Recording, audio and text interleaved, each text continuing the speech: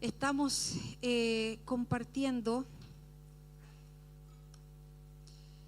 en la palabra del Señor acerca de los enemigos.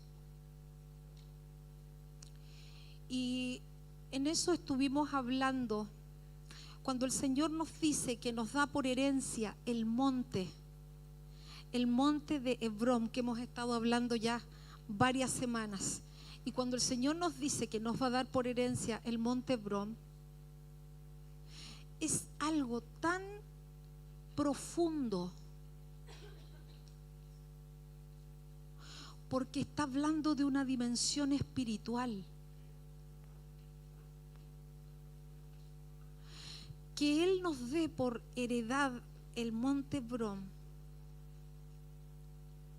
es una dimensión superior a lo natural. Lo que nos está diciendo el Señor a través de Caleb es: yo quiero llevarte a una mentalidad y establecer tu corazón en una atmósfera que es distinta a la que tú conoces. Lo que nos está diciendo: yo quiero sacarte las taras, quiero sacar tus límites. Lo que el Señor nos está diciendo es: no quiero que te quedes en la puerta de la salvación, porque si nos quedamos en la puerta de la salvación y no nos adentramos en lo que el Señor quiere, vamos a seguir conquistando cosas por nuestras fuerzas. Y nuestras fuerzas son limitadas.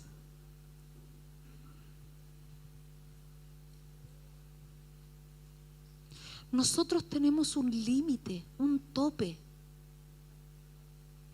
El que no tiene límite es el Señor. Pero nosotros seguimos haciendo cosas que nos enseñaron, buenas y malas. Ahí está Sesai. ¿Se acuerda de Sesai? El hablar. Un joven me dijo un día, yo estaba muy contenta porque él se mantenía bien y se había mantenido bastante tiempo bien. Yo le digo, estoy tan, si se puede decir la palabra, orgullosa de ti, porque te has mantenido limpio tanto tiempo. Y me dice, me gustaría que eso me lo diga mi mamá. O sea que para él está escrito ya una incapacidad. Hebrón es: quiero sacar esa incapacidad. Aimán, que es el otro gigante.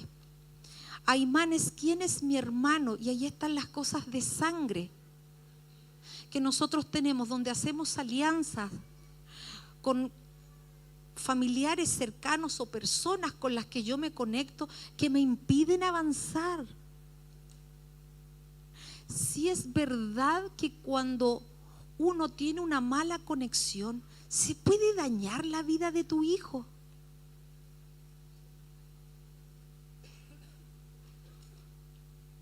Las amistades no son inocentes. Ni las amistades de tus hijos, ni las tuyas. Porque tú terminas siendo influenciado por lo que opina la otra persona. Y puede ser que nunca pensaste en hacer tal cosa, pero esa relación te llevó a hacer algo que tú nunca pensaste. Aimán, hasta llegar a Talmai. El pastor Fer está con una dificultad intestinal, iglesia. Entonces, cuando venga esa dificultad, tiene que correr, porque sería desagradable para todos los presentes aquí. Imagínate un aroma aquí raro. No.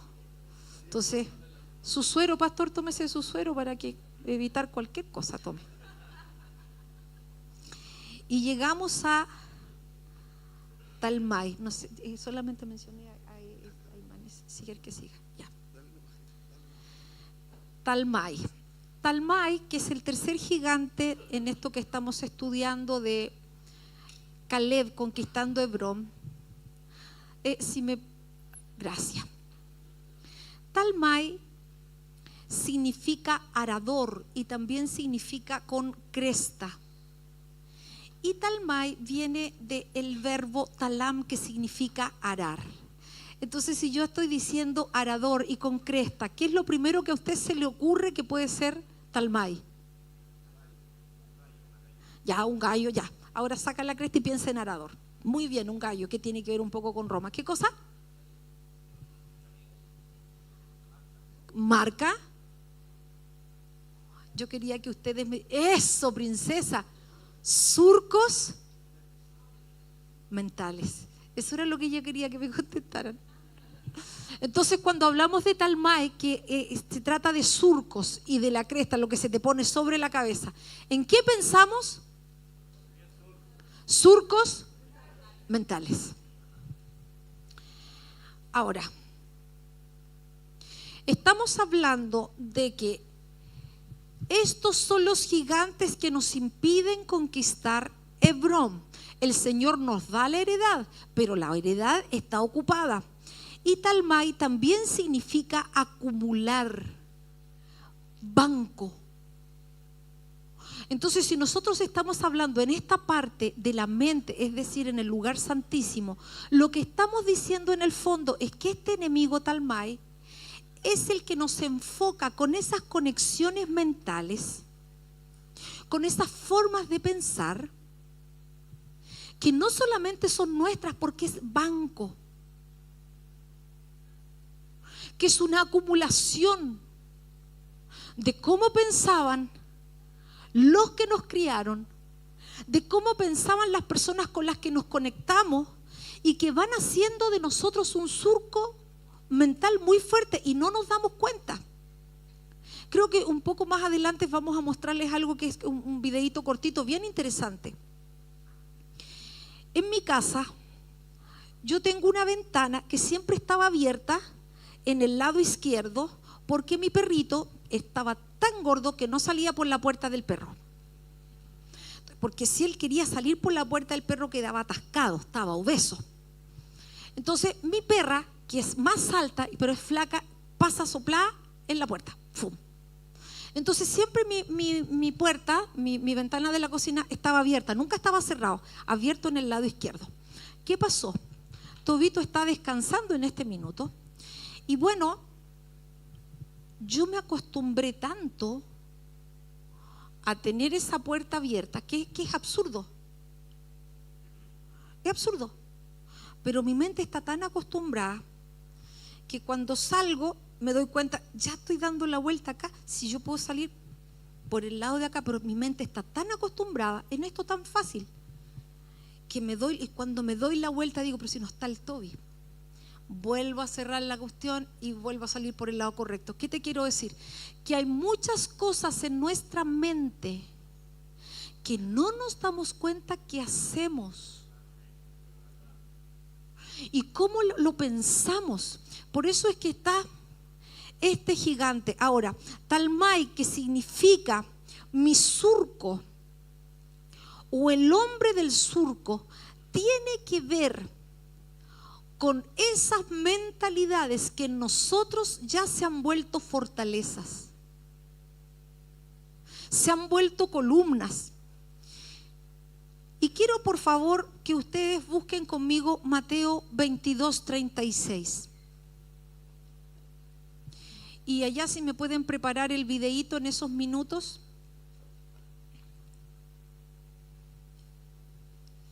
Mateo 22:36. ¿Sí está ahí la dirección? En el archivo. ¿Puede leerlo conmigo? Leámoslo juntos a la cuenta de 3. 1, 2, 3. Maestro, ¿cuál es el gran mandamiento en la ley? Jesús le dijo: amarás al Señor tu Dios con todo tu corazón y con toda tu alma y con toda tu mente. Este es el primero y grande mandamiento. ¿Tenían Biblia o no? Sí, porque como que no escuché mucho. ¿Otra versión? Ya. Entonces yo estaba leyendo la Reina Valera. Fíjese que cuando el contexto es el siguiente. Para los judíos de ese tiempo estaban los 613 mandamientos que el sacerdote tenía colgados con las campanitas. Los 200 primeros de cosas buenas y los otros 300 de cosas que si tú hacías no tan bien, no te iba a ir tan bien. Entonces le preguntan, ¿cuál de todos esos es el mayor mandamiento? Y el Señor le contesta, amarás al Señor tu Dios con todo tu corazón y con toda tu alma y con toda tu mente. Aunque Marcos y Lucas en relación al mismo pasaje dice, y con todas tus fuerzas. Pero la Septuaginta, que es una de las primeras versiones, no dice mente, sino que dice, amarás al Señor tu Dios con todo tu corazón, con toda tu alma y con todo tu poder. Con todo tu corazón, con toda tu alma y con todo tu poder. Aunque otras versiones, como la Reina Valera, dice con todo tu dunamis. Entonces, ¿qué es lo que nos está diciendo? Nos está diciendo que hay áreas en nosotros que no son áreas físicas. Por eso te digo que cuando nosotros estamos hablando de estos gigantes que el Señor nos lleva a conquistar, como dice Mateo, es que Él nos quiere posicionar en un lugar distinto. Entonces lo que dice, tienes que amar al Señor con todo tu corazón, y eso es con todos tus sentimientos.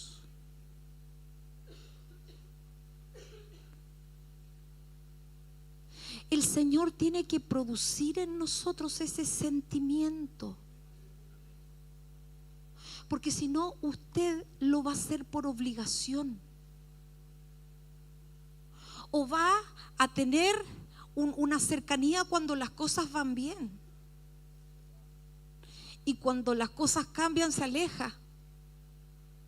Pero yo estoy seguro de que usted ama a sus hijos cuando hacen las cosas bien y cuando las hacen mal. ¿O me equivoco? ¿No? ¿Sí? ¿Los aman igual? ¿O hay algunos que los aman menos porque las guaguas los tienen cabreados? Entonces el Señor dice, tú tienes que aprender a amarme con todos tus sentimientos, pero también tienes que amarme con tu espíritu, alma, con todo tu centro. Piense que usted no solamente es un cuerpo físico. Usted no va a terminar cuando usted termine en esta vida. Usted tiene una esencia eterna. Tienes que amarlo con esa esencia. Poner tus sentimientos ahí. ¿Te fijas que inmediatamente las cosas como que empiezan a cambiar? Que ya no depende de mi estado de ánimo. Y amarlo con todo tu poder. Talmai. Tenemos que amar al Señor con ese poder, con esa área de la mente, con las emociones, el voluntad, el propósito, con las facultades espirituales, con el intelecto y con las facultades mentales. Eso no lo puede hacer nadie que no tenga el Espíritu de Dios.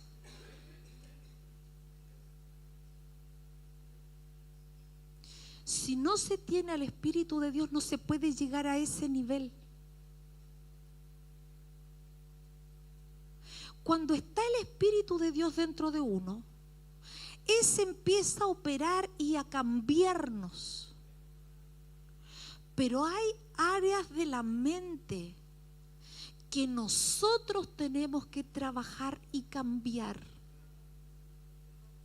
Porque es peligroso lo que pensamos. Porque nuestro pensamiento crea realidades.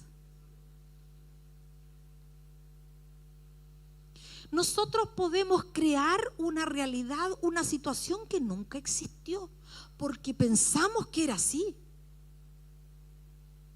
O porque estamos acostumbrados a pensar que es así.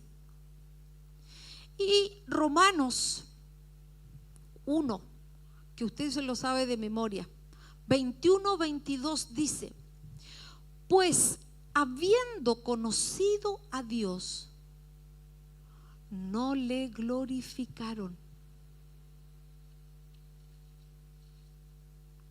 Ese conocido que es ginosco, o sea, habiendo sabido, conocido de esa manera, mostrando a Dios que Él es real. Algunas personas dicen, sí, yo creo en Dios. No, pero es que mira, no basta con decir yo creo en Dios. Habiéndole conocido, sabiendo que el Señor es real, no le glorificaron como a Dios. O sea, yo sé que Dios existe, pero vivo la vida a mi manera. Es que uno no puede vivir la vida a su manera si el Señor te mostró que Él es un Dios vivo. ¿Cómo se reveló? A través de la creación. El Señor a veces ni siquiera necesita una persona para que se le revele a alguien. No necesitan ni contarle ni predicarle, menos en nuestro país. ¿A quién no ha escuchado una predicación en nuestro país? Si nuestros hermanos predican en la calle hasta el día de hoy, ¿o no?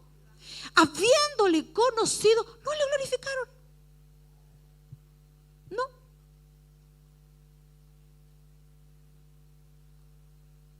Ni le dieron gracias.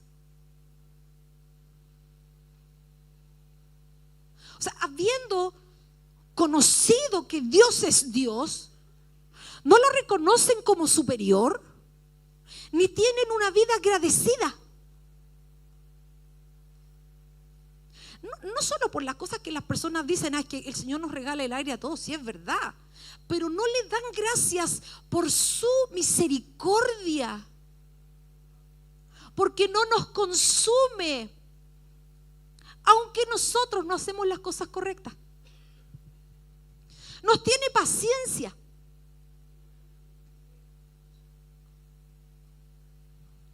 Habiéndole conocido, o sea, revelándose a la cabeza, al ser, no le glorificaron, no le dieron gracias.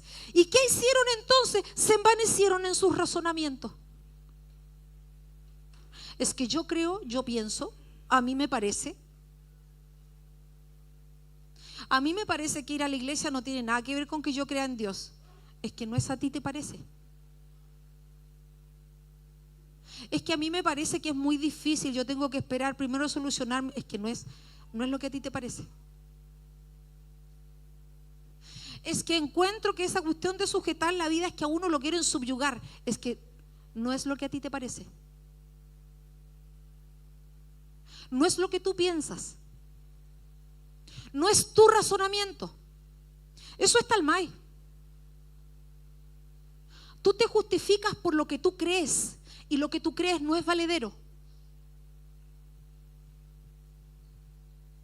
Porque al Señor no se le glorifica ni se le reconoce de cualquier manera. Se envanecieron en sus razonamientos. ¿Y qué quiere decir esto? En sus discusiones internas. Solamente acuérdate que yo te hablo de la raíz de la palabra, que tú la pinchas en tu Strong y te sale lo que te estoy leyendo. ¿Qué significa? Se envanecieron en sus razonamientos, en su discusión interna. Tienen muchas cosas más, pero yo solamente apunté esta. En sus opiniones y en sus reflexiones. Se envanecieron. O sea, terminaron haciendo lo que a ellos les parecía.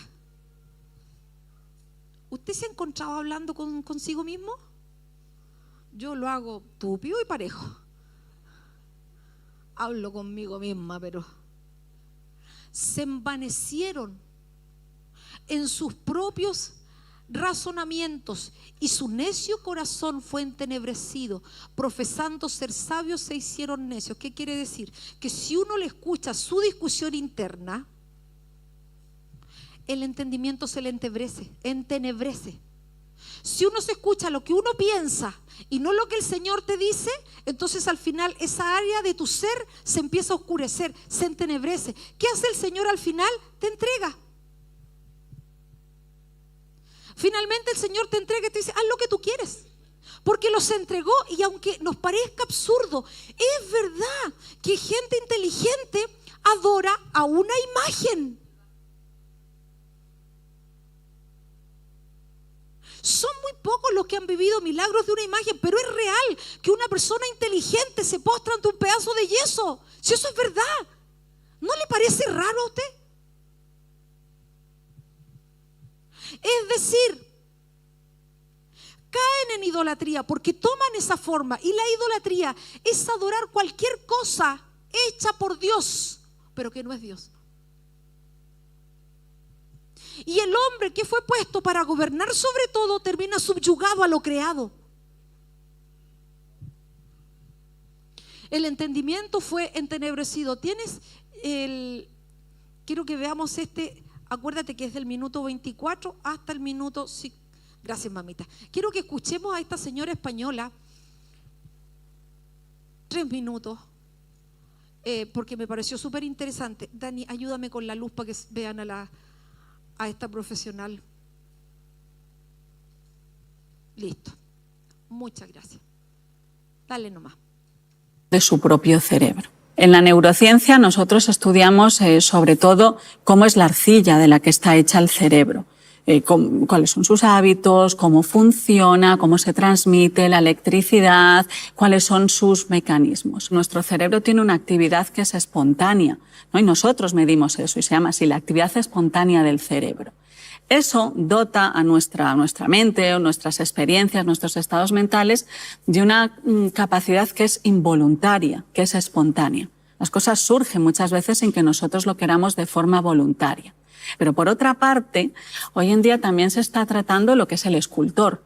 Es esa capacidad que tenemos voluntariamente con nuestra intención, nuestro propósito, como dice Fuster, que es otro de nuestros grandes neurocientíficos, como con el propósito, con la intención, nosotros podemos esculpir, podemos cambiar nuestro cerebro. O sea que es un juego al final siempre entre la arcilla y el escultor. Entonces, una de las preguntas, ¿no?, que siempre se hace y que se estudia ahora desde el punto de vista académico es, vale, entonces en ese juego, en ese combate o en ese baile entre la arcilla y el escultor, ¿qué podemos hacer? ¿Cómo podemos hacerlo? Una de las principales propiedades que tiene la arcilla es los hábitos. Cuando nuestro cerebro se acostumbra a algo, es muy difícil sacarle luego de allí. ¿Por qué? Porque de entre todas las opciones que tiene, siempre va a coger aquella a la que está más acostumbrado. Entonces, de todo el abanico de posibilidades que tiene el cerebro, dice, ¿cuál elijo yo? Pues elige aquel abanico, aquella opción que sea más fuerte en el cerebro, es decir, que más veces haya sido utilizada. Los griegos siempre decían, ¿no?, yo no soy como soy, sino como estoy habituado a ser. Y es un poco lo que pasa en el cerebro. Entonces, una de las grandes preguntas, me parece, dentro del campo de la neurociencia, y aquí pues lo lidera principalmente la Universidad de Cambridge, es, vale, el cerebro está habituado a hacer esto, ¿no? Y yo sé que esto, por ejemplo, es perjudicial para mí. Hay un hábito que es perjudicial para mí. Entonces, muchas veces nos centramos en decir, esto no lo tengo que hacer. Pero mientras tú no le digas al cerebro cómo lo tendría que hacer, va a seguir haciéndolo. Es decir, negarle hacerlo de una forma no le da opciones. Intentar inhibir un comportamiento lo refuerza. Esto es impresionante, ¿no? Esto demuestra una vez en un estudio que me parece fabuloso. Intenta no hacer, no hagas esto, no pienses, venga, no pienses. Y el cerebro fijándolo. Nuestro cerebro no sabe olvidar. Todos nosotros sabemos cómo aprender, ¿verdad? Hemos estudiado, pues vale, repito una y otra vez 1000 veces y me quedo con ello. Sabemos cómo recordar. Ahora, ¿cómo nos olvidamos? Tú imagínate, por ejemplo, ¿no?, que yo te conozco y te dices Nerea. Vale, se llama Nerea, se llama Nerea, me lo he repetido 3 o 4 veces y me quedo. Y ya, yo trabajo contigo diariamente, imagínate, ya sé que te llamas Nerea y entonces ¡puf!, va a salir instantáneamente. Y llegas un día y dice, no, ya no me llamo Nerea, ahora me llamo Blanca. Y entonces coge y entonces mi cerebro, cada vez que te vea, al principio, ¿qué va a hacer? Llamarte Nerea. ¿Por qué? Porque ese es el circuito más fuerte. Entonces, nuestro cerebro no sabe olvidar, sabe sustituir. Entonces, cada vez que mi cerebro, yo te vea y diga, se llama Nerea, yo conscientemente, con la intención, con el propósito, digo, no, se llama Blanca. Y entonces, no, se llama Nerea, 1000 veces, 1000 veces. Al cabo de 2 o 3 semanas, ya el circuito neuronal de Nerea y el circuito neuronal de Blanca pesan igual para el cerebro. Entonces hay una competencia. Entonces, ¿quién desequilibra la balanza hacia un hábito o hacia otro? La intención, el propósito. Y eso es el control voluntario. Pero para eso, fíjate, yo me tengo que observar a mí. Observo que me ha salido decir Nerea. Lo observo, me doy cuenta y voluntariamente, con mi intención, apoyo el otro. Cuando el circuito de Blanca pese más que el de Nerea, el cerebro, que es muy bonito, sustituye y este se va. Entonces yo ya no me acordaré de que te llamas Nerea. Entonces, ¿cómo hacemos para cambiar un hábito automático frente a otro? Sustituirlo. Pero para sustituirlo, ¿qué tengo que hacer? Pues tener el propósito, tener esa intención. Eso es lo que... Gracias, Shanchi. Entonces, ¿sabes que esto es impactante? O al menos para mí, no sé si para usted, porque nos habla claramente de ese trabajo que tenemos que hacer nosotros. Porque nosotros, es cierto que hay un área del inconsciente que es la que vamos a tratar en el retiro. Se viene el retiro, iglesia, maravilloso, maravilloso, maravilloso. En ese retiro el Señor nos habló de algunas cosas que vamos a hacer que no te las puedo adelantar. Que yo misma quedé, Señor, tremendo. Así que vamos a tener una experiencia espiritual muy grande. De verdad, una experiencia espiritual tremenda, tremenda, tremenda. Pero ¿qué te quiero decir con esto? Uno quiere que le pongan la mano aquí en la cabeza como a la preciosa Fernanda, ¿no es cierto? Y que la Fernanda cambie su hábito, ¿sí o no? Te están diciendo que el cerebro no olvida. Estuvimos revisando tanto material respecto de eso y no funciona así. ¿Cómo funciona? Segunda de Corintios 10:4, porque las armas de nuestra milicia no son carnales, sino poderosas en Dios para la destrucción de fortalezas, derribando argumentos y toda altivez que se levanta contra el conocimiento de Dios y llevando cautivo todo pensamiento a la obediencia a Cristo. Requiere de un trabajo. No vamos a sustituir un pensamiento, de los típicos pensamientos. No es que yo no sirvo, es que no lo vas a sustituir por más que uno ore por ti. Tienes que llevar cautivo ese pensamiento y ponerle otra cosa. El trabajo que ministraba Jimena en la adoración. La espada derriba la fortaleza. Y si la espada derriba la fortaleza, significa, Señor, como decíamos, introduce tu espada. No, si la espada es esto. La espada es la palabra. Entonces, si yo tengo esa cosa, tengo que repetir eso y hacer un trabajo. Tengo que tomar el pensamiento cautivo, llevarlo a la obediencia a Cristo y reescribir otra cosa. Y dice que al cabo de 3 semanas de un trabajo constante, recién se empieza el cerebro a acostumbrar a que tiene una información distinta. Talmay. En cosas básicas, en cosas pequeñas como yo no puedo estudiar, yo no puedo entender, yo no puedo. Tenemos el yo no puedo pegado, o por el otro lado, soy superior. ¿Y por qué digo que tenemos por otro lado el yo soy superior? No, porque a mí me pareció que el hermano me hizo tal cosa, entonces yo me ofendo. Porque tenemos escrito aquí que la gente quiere hacernos daño. Si estamos en la familia de Dios. Puede ser que el hermano o la hermana alguna cosa hizo que era incorrecta, pero de ahí a decir que te quiso hacer daño porque utilizamos ese verso de las ofensas, confesados las ofensas unos a otros. ¿Y tú sabes lo que significa la raíz de la palabra ofensa? Significa un daño intencional contra otra persona. Me ofendió. ¿Te hizo un daño intencional? Es que dijo tal cosa. Talmay, Pastor Fer. Este Talmay tiene varias aristas, hermanos. Y no podemos dejar de olvidar y de recordar, más bien, que estos tres gigantes están todos ligados a la mente. Y son parte de los elementos que en una persona van a soltar un conjuro. ¿Qué significa eso? Una persona no suelta una maldición por nada. Soltar una maldición es un conjuro.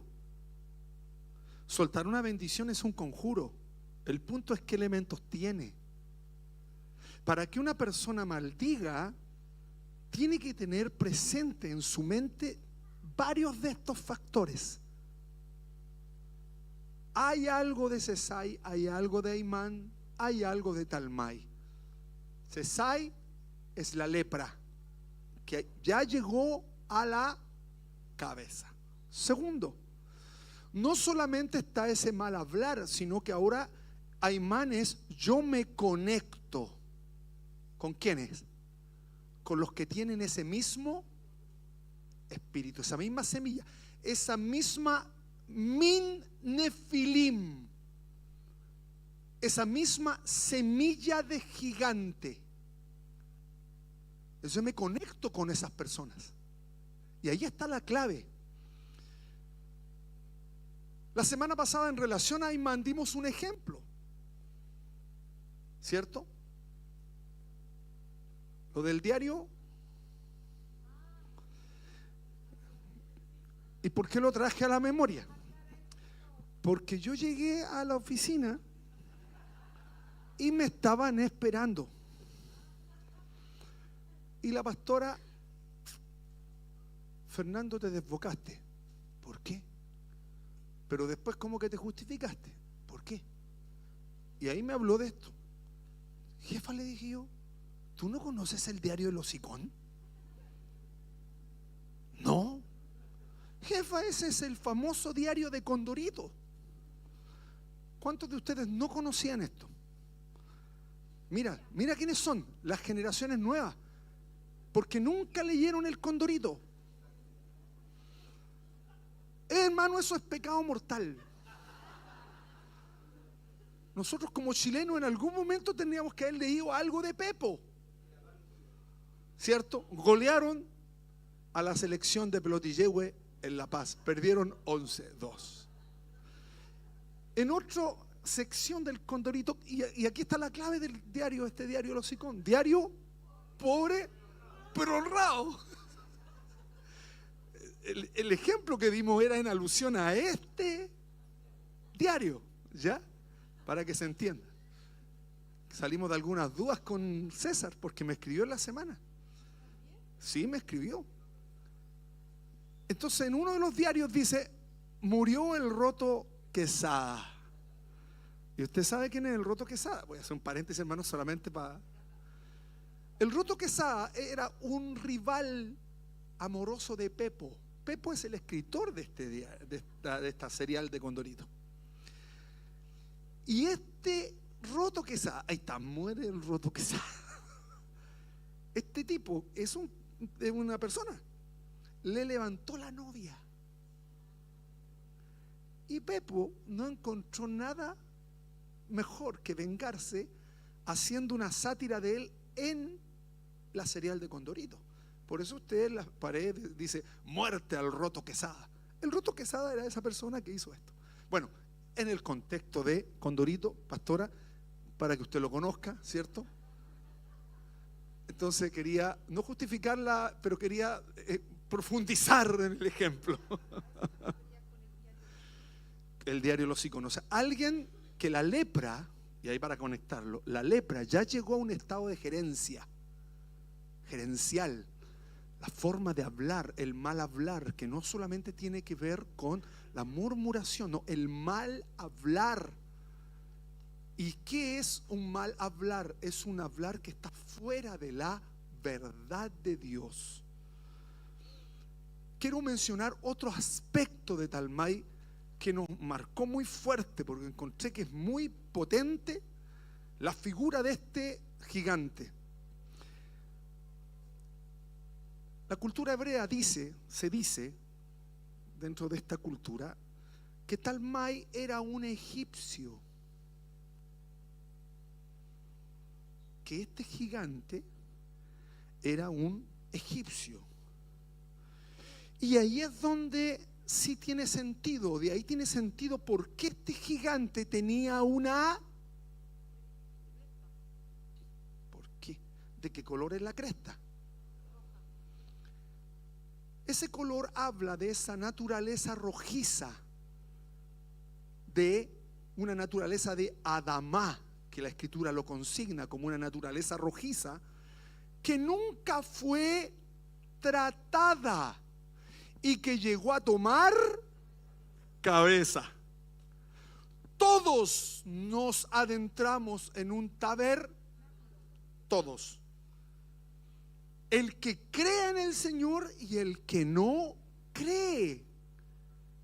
Porque la manifestación o la vida de Dios o los procesos de nuestra vida tienen 3 etapas. Y es por eso que decimos que toda la gente entra a un tabernáculo. Lo que pasa es que no logra darse cuenta. ¿Por qué en determinada etapa me pasó esto en la vida? Y ya sabemos que hay un camino, dice la Escritura. Hay un camino que el hombre lo corrompió. Entonces este Talmai se dice entonces que es un egipcio. Y mire lo interesante de la manifestación de este Min Nefilim, de esta semilla. Y aquí está el punto, hermanos. ¿Por qué? Porque cuando nosotros hablamos de esto, nosotros cuando estamos conversando con otro y estamos en una estatura espiritual en el Señor de crecimiento, empezamos a ejecutar la espada. ¿Y qué hace la espada del Espíritu? Discierne qué hay detrás de lo que esta persona me está balbuceando. Cuando aprendemos a discernir, lo que hacemos es discernir semillas. ¿De dónde viene esto? ¿De dónde viene esto que me está hablando?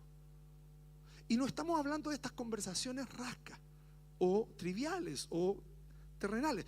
Estamos hablando de cosas que son... ¿Usted se ha dado cuenta cuando hay personas que son muy buenas para hablar entre líneas? ¿Qué es para usted hablar entre líneas? ¿Cómo? Como acertijo. ¿Qué más para usted? ¿Qué más para usted es hablar entre líneas? ¿Quién participa? No habla claro, dices tú. Pero disfrazado, lo dice de otra forma, como que lo mete entre medio sin quererse hacer cargo de lo que realmente quiere decir. Claro. El hablar entre líneas tiene que ver con un hablar encubierto. En una frase te está diciendo otra cosa. Esto tiene que ver con semillas. Son semillas. Talmai está relacionado con esta semilla. ¿Qué semilla? Una semilla egipcia. En el diseño del Señor, ¿dónde es tratado Egipto? En el atrio. Pero el corazón, la semilla, en el santo. La semilla egipcia, lo que hay en el corazón, es tratado en el lugar santo. Y esto es muy interesante. ¿Por qué? Porque aquí aparece esta semilla. Y estamos en Números, ¿cierto? Busque el libro de Números.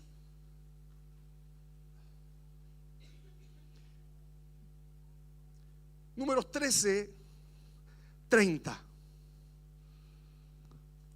Números 13:30. Para entender la semilla, lo que está metido ahí.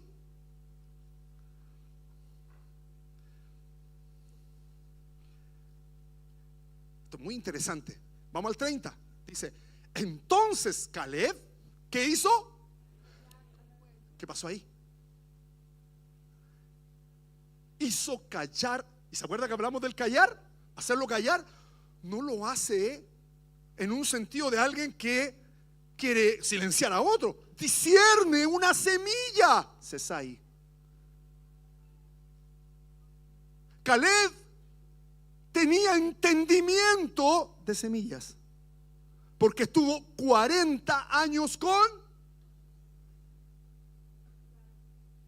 Y en todo ese proceso, 40 años, su Geburá, su fuerza, su poder, el poder de Dios en él se fue depurando.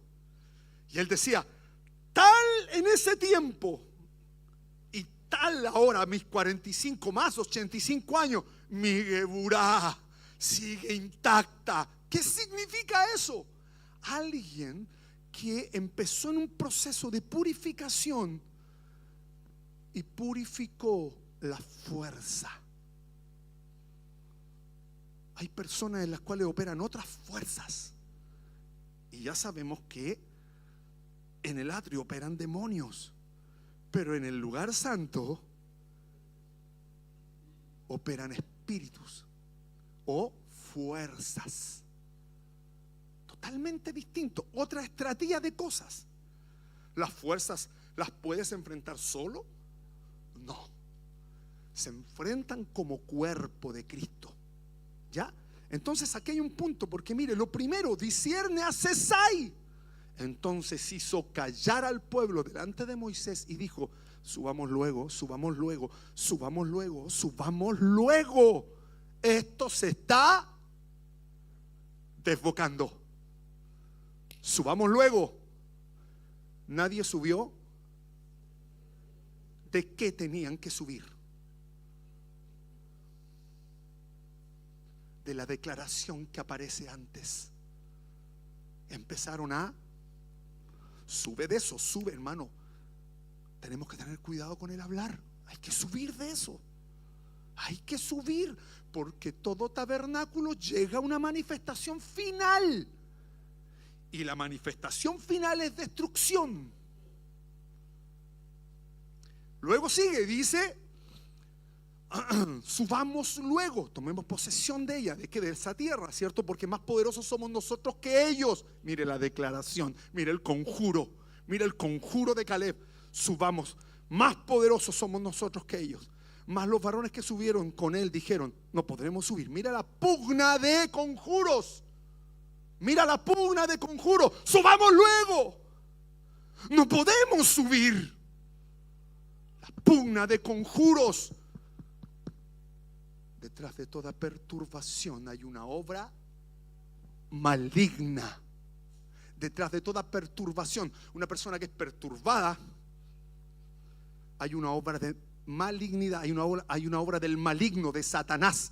Mire lo que dice, hablaron mal, verso 32, entre los hijos de Israel, de la tierra que habían reconocido, diciendo, la tierra por donde pasamos para reconocerla es tierra que traga a los que viven en Yashav.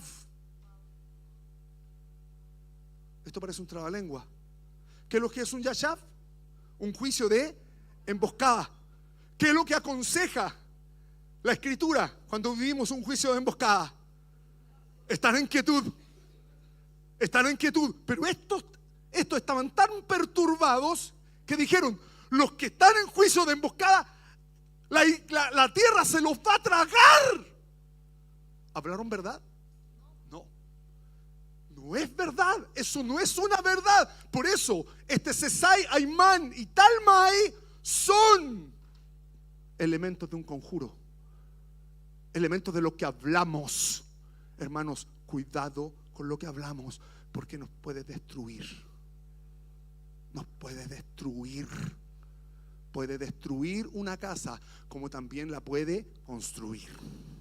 Entonces dice, luego dice: y todo el pueblo que vimos en medio de ella son hombres de grande estatura. Verso 33. También vimos allí min nefilim, semillas, pero no las discernieron. No pudieron discernirlas. No se dieron cuenta que esas semillas estaban en ellos. Hijos de Anac, los de cuello largo. Raza min nefilim. Y aquí está Talmai, aquí aparece Talmai, el de la cresta roja. Y éramos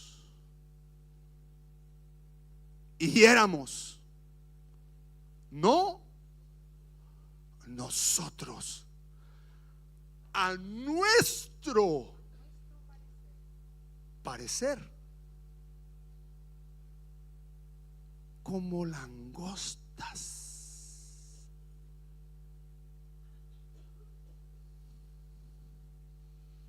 Primero que nada, ¿qué conversación tuvieron con los gigantes que se dieron cuenta que ellos eran así? Usted se ha dado cuenta que muchas veces nuestra percepción de la realidad es equivocada. Y parte de cosas tan chicas. Pasó por el lado mío y ni me saludó. Talmai, pero hasta así está en un inicio. Esta manifestación está en un inicio. ¿Me entiende? Termina en una perturbación mental. Por eso le digo, todos ingresamos a un tabernáculo. Todos. Entonces aquí hay algo interesante. Y éramos nosotros a nuestro parecer, como, primero, ¿cómo ellos se veían? Yo le pregunto, ¿cómo nos vemos?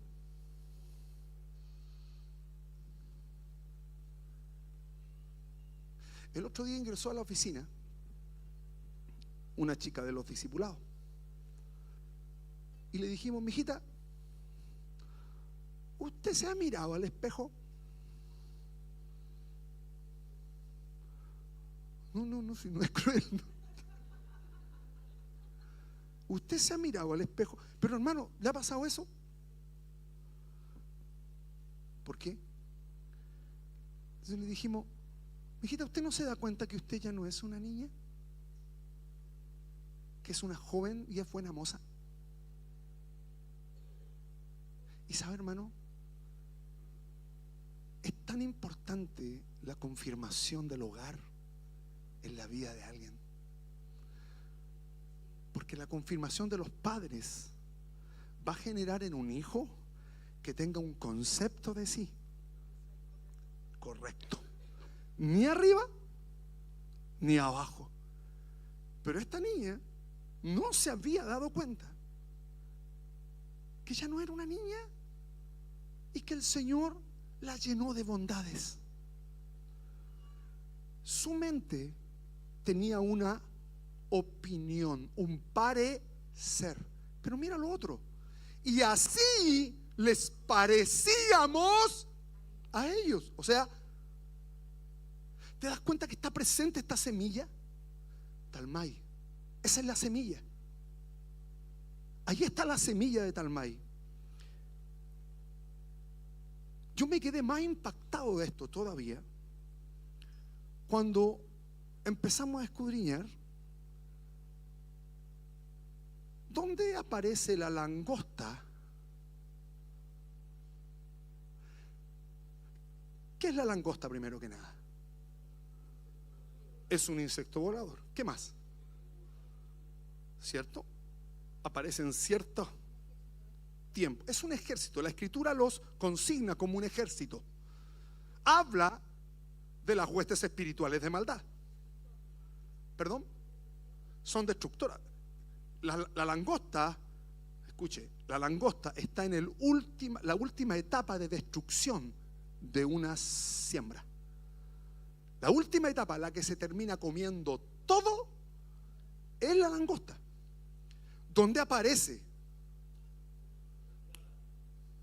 Talmai es un egipcio. Y aparece esta figura, esta mirada en las plagas. ¿Dónde me quedé impactado?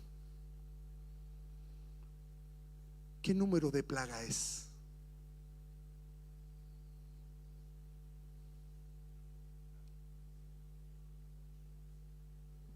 Es la octava plaga.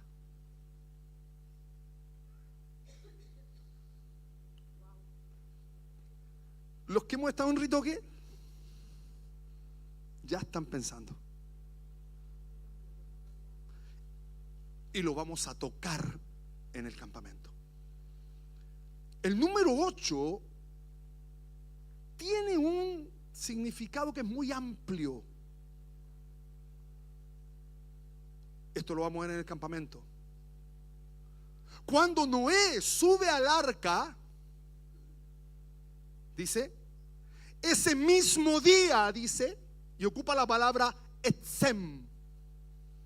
Ese mismo día subió él, sus hijos, su señora y las esposas de sus hijos. En total, ese día, etzem, 8.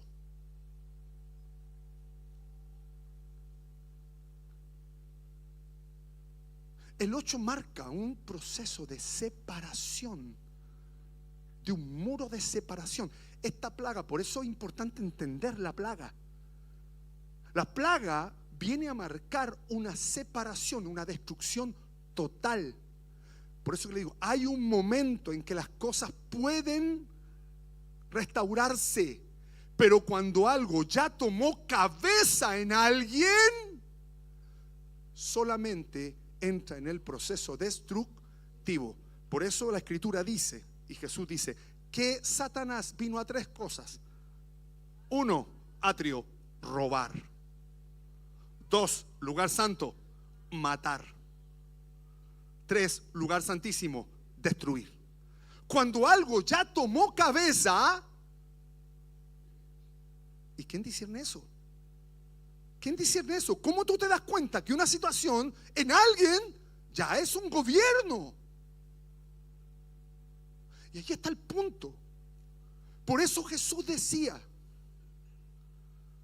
acerca de la sazón y las ocasiones que solo al Padre le es dado. Nosotros no vamos a entender la sazón del tiempo, por eso las cosas nos pasan y no entendemos en qué parte del mapa estamos y por qué o para qué. Entonces aquí hay algo importante, porque sí, esta sazón la entiende el Padre.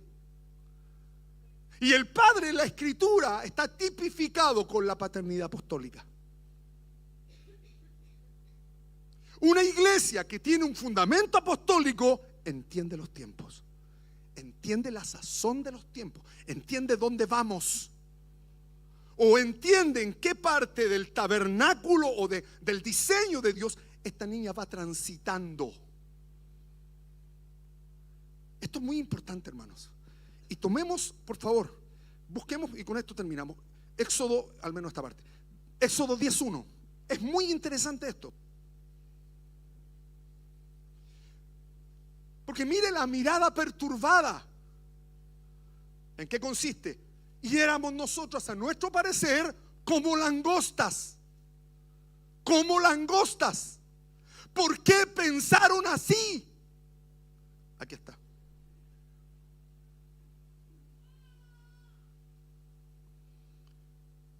Jehová dijo a Moisés: entra a la presencia de Faraón porque yo he endurecido. Y ahí está la clave. Alguien que ya está endurecido. Por eso, robar, matar, destruir. Una persona que ya está endurecida hasta la mente. Entonces le dice: porque yo he endurecido su corazón y el corazón de sus siervos, no solamente el corazón de Faraón, sino aquellos que tienen servidumbre en él, o aristas de servidumbre de Faraón en la vida. Y hemos dicho muchas veces que podemos estar en la iglesia y tener tremenda servidumbre de Faraón, porque el venir no constituye nada. El peor problema, el problema más gravitante en una persona es cuando tiene que entrar en una disposición del misterio de Dios y entrar en el cuerpo de Cristo, porque a nadie le gusta que se metan en la vida de él. Y ahí está la clave de dónde viene el endurecimiento de corazón. Entonces, si tú no entras en el misterio del cuerpo de Cristo, por eso vamos a hablar de Tzem allá en el campamento, para entender cómo este misterio, este hueso que tiene una conexión gloriosa con el trono de Dios, se establece en la casa. Entonces vamos a empezar a pensar de otra manera, porque tenemos que aprender a pensar de otra manera. ¿Qué pasó acá?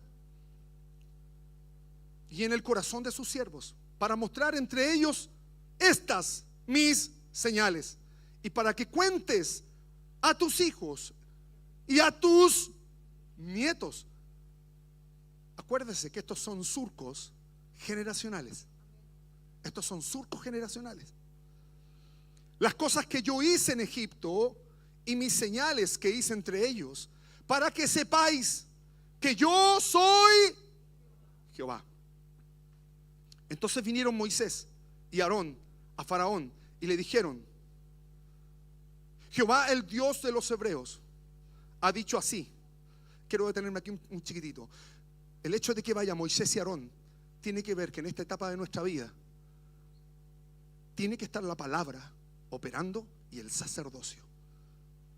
No es solo la palabra, es el sacerdocio de Cristo, como lo que decía la pastora. Todo lo que tiene que ver con un trabajo en la vida de las personas tiene que ver con sacerdocio. Y el sacerdocio no es magia. El sacerdocio es un trabajo, es un oficio. Sigue diciendo: ¿hasta cuándo no querrás humillarte delante de mí? ¿Cuál es la clave aquí? ¿Hasta cuándo no querrás humillarte?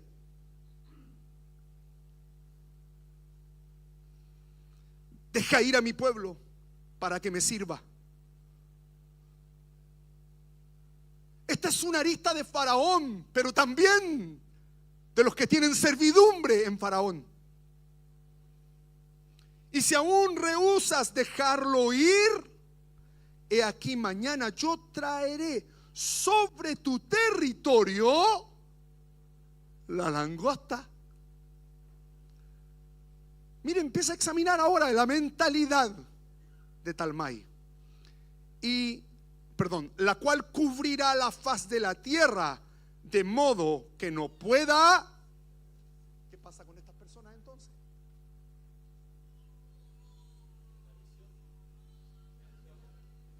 Esto lo hemos visto mucho.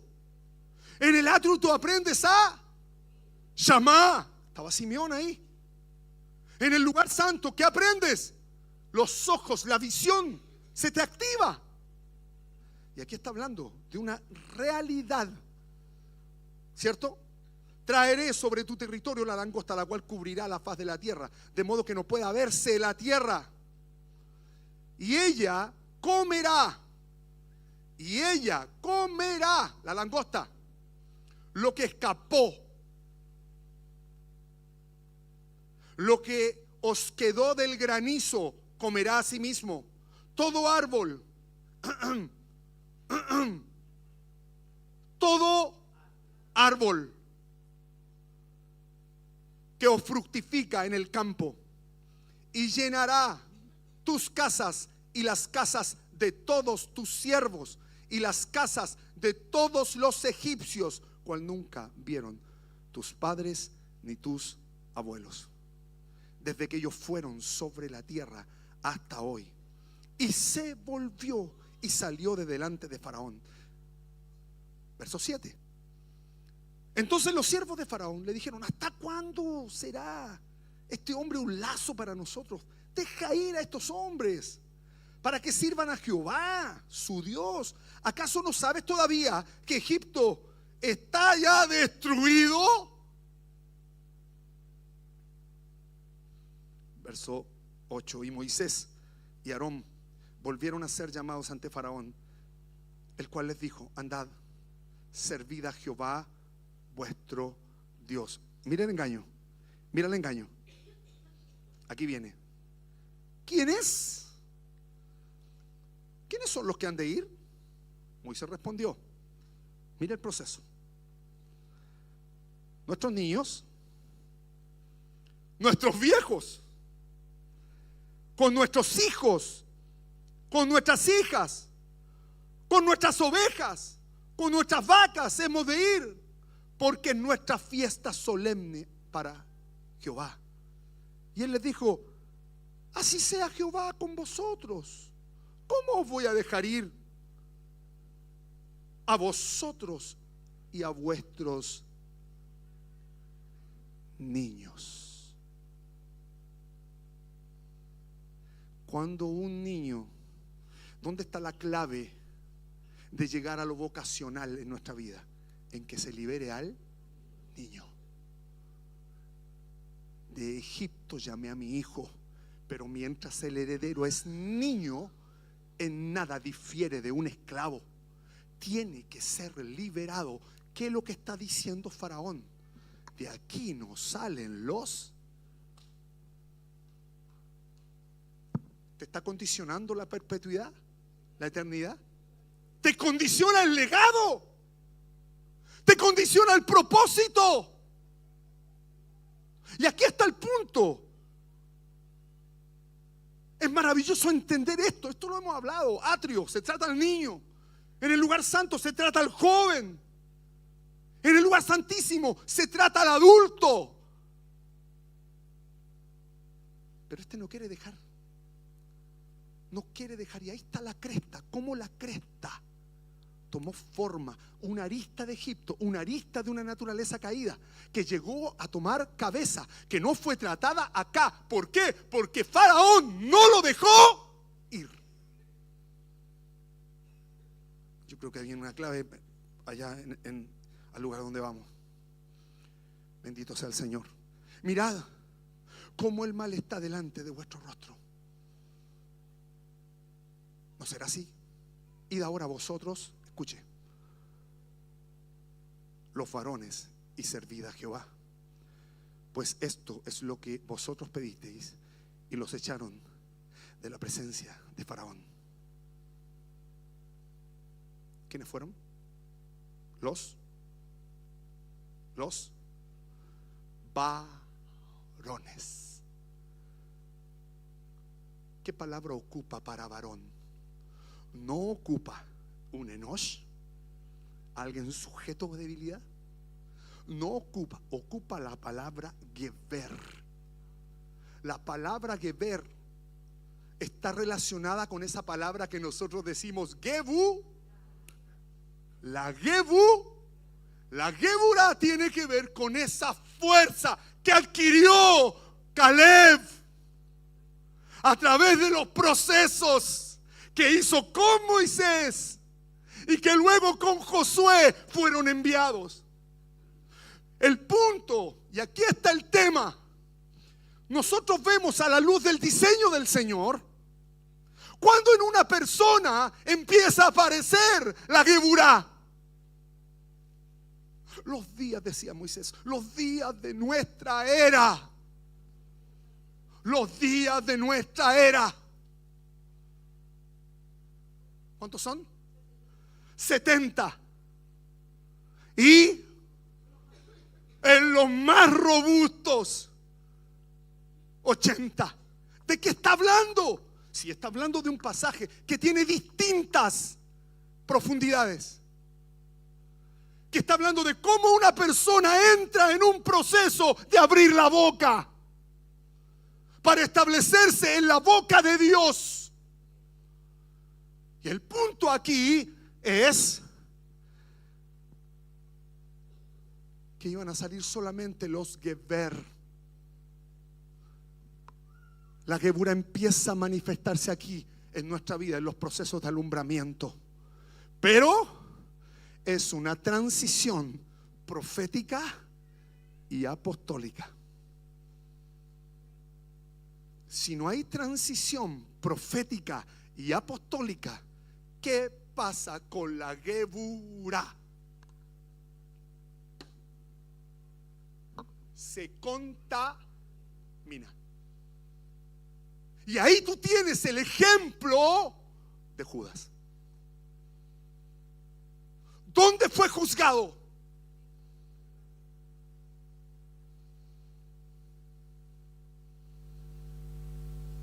Lo que hablamos se va a juzgar. Se va a juzgar. Lo que hablamos, hermanos, esto es muy amplio. Todo lo que decimos se va a juzgar. Se va a juzgar. Sobre todo cuando ya la palabra se suelta, empieza el tratamiento. El Señor quiere que nosotros hablemos la verdad de Dios, lo que Dios piensa, cómo Dios mira. Y ahí está ese allín, esa visión de aprender a ver como Él ve las cosas, a oír como su palabra viene puramente a mi oído, y establecernos en esa verdad hasta llegar a una madurez. Cuando Faraón deja ir a los varones, que al final tú sabes que salieron todos, pero esto está hablando de una realidad y de una verdad que es mayor. Es que cuando una persona no soluciona su niñez, llega un momento en que la Gebura empieza a ser afectada. Talmai entonces tiene mucho de esto, del surco, un surco que se corrompió, un proceso que no tomó forma, un proceso en nuestra vida que no llegó a la aprobación de Dios. Y en eso tenemos que ser instruidos en Él.